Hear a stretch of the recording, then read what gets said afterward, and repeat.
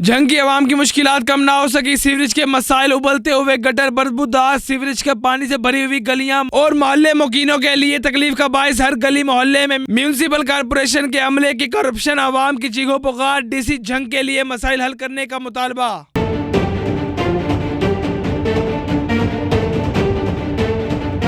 इस गली और इस गटर के पानी की वजह से हमारे सर फाड़े जा रहे हैं, लड़ाइयाँ रोज होती हैं।